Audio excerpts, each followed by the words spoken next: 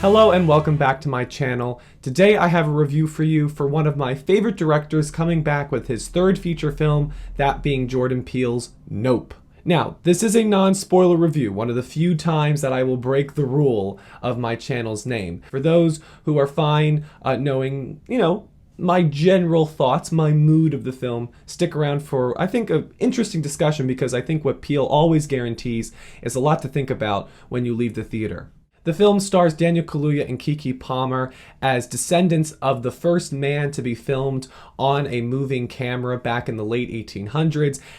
They are now horse trainers for Hollywood films, and it follows mysterious happenings at their ranch when it seems to be that an alien invasion is occurring and what they do when they are confronted with this truth. Now, any alien invasion film is always going to have elements of existentialism. Are we alone in the universe prompts that sort of discussion.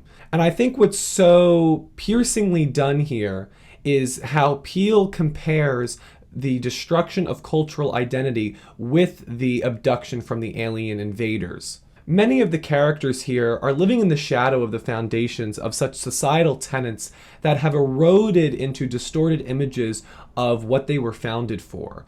There's a lot done here with the American dream, be it the fair Jupiter's Claim that Steven Yeun's character runs.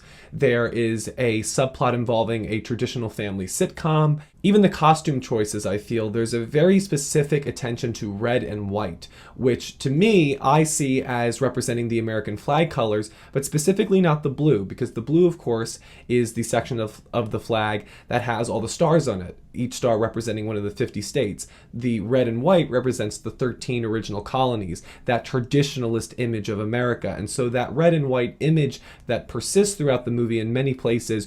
There's a scene with Daniel Kaluuya and Keke Palmer where one of them's wearing predominantly red and the other's predominantly white in a diner scene. It's very colorful. Steven Yeun, when he's doing a big performance, wears an outfit and a suit that has red and white only. Specifically, I think that the film touches on the reduction and the exploitation of the American dream. Gotten rid of a lot of the more dirty or the chaotic messages and elements of our past, the ones that we wouldn't be proud of, and we only hold on to the stuff that is comfortable.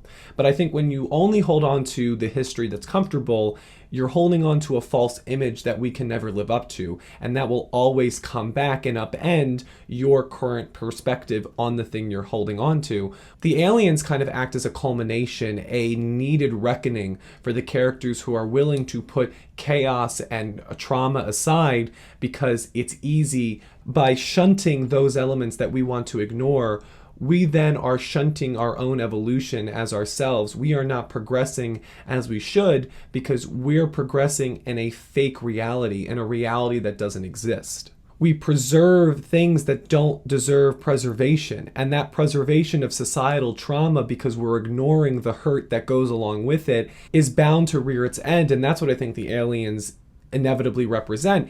But also for the characters who are weighted down by the shadows and legacies of those who've come before. I thought it was a really nice touch to put Daniel Kaluuya's character in a cap of his family's ranch, because it casts a shadow over a lot of his eyes and his face, and you can see the weight that he's carrying, trying to live up to his father's legacy, to his great-great-great-great-grandfather's legacy.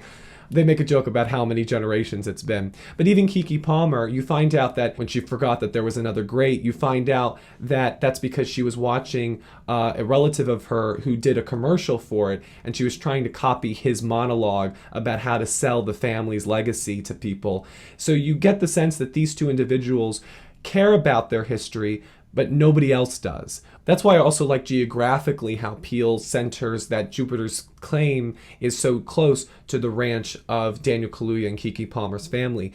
It exists in the same space, but it's still so far apart culturally. The movie also links a lot of these things to nature, just the nature of how societies and humans and just creatures work. There's a really startling scene with an ape that really just shakes up the movie anytime they cut back to it. And it talks about how you're expecting certain things and certain entities to act in a way that isn't natural. And that will always come back to really just bite you in the ass, or a lot worse, as you'll see in this movie. There's also one shot of a coin that does some damage in the film. I won't say how, but there's a close-up on the insignia that says, "In God We Trust." This idea that we as a society, as a country, we trust these entities and these institutions that are given more relevance and resonance than they should, and they're given more resonance than the average human, who holds more weight and more promise and more importance because it's real. The people are the ones who are real, and this movie celebrates the people. It makes the average person a hero, which is what I really love about Daniel Kaluuya and Keke Palmer's performance. They feel grounded. They feel of the world that the movie presents. They feel of our world. And I think Peele does a great job early on cementing us in all of the scare sequences that we are them. Even the title is something that Daniel Kaluuya says throughout the movie, and anytime he says it, you get a laugh out of it because it's exactly what you would be saying. The movie is innately human, and I think it's one of its greatest strengths is you feel that humanity in every frame. I will say, though, there is a lack of consistency in the emotional stakes. I wanted Peele to hit the dynamics and the relationships between Palmer and Kaluuya a little bit more than he does.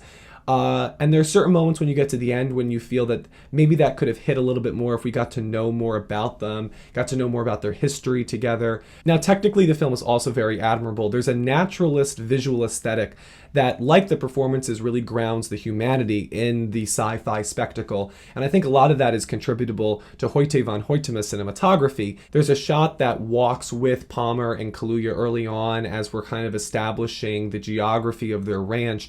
And you would think it came out of Nomadland. It's such a beautiful sun-setting vista. Many scenes that involve some of the alien invasion scenes that are just shot differently. They're shot with an eye that is always staying focused on the humans. And I think with that cinematography, along with Michael Abel's score, which he's always done such a brilliant job of matching Jordan Peele's previous films with Get Out and Us, here his score is a lot more melodic, and it almost reminded me a lot of John Williams. And I think with the grounded aesthetic, the focus on humanity, the score, and also a really pulsating and inventive sound design that just completely took control of the sound system in the IMAX theaters, which I think was such a great way to see this film. If you can see it in IMAX, it was definitely meant for IMAX.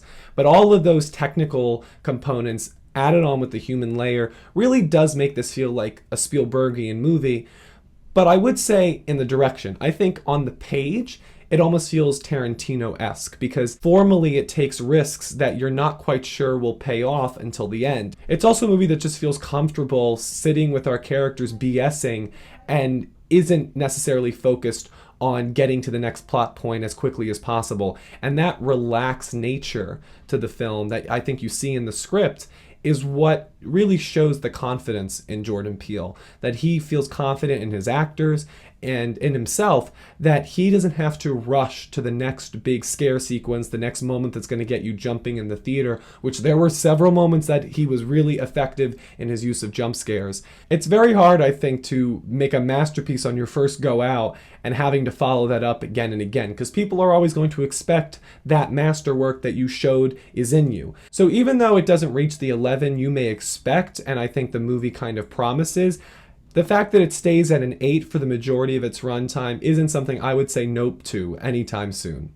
So that's my review of Jordan Peele's latest film. Let me know in the comments what you thought of the film. Make sure to like, comment, and subscribe to not miss any new videos from Spoilers Ahead with Anthony Post. Thank you all so much, and I'll see you at the movies.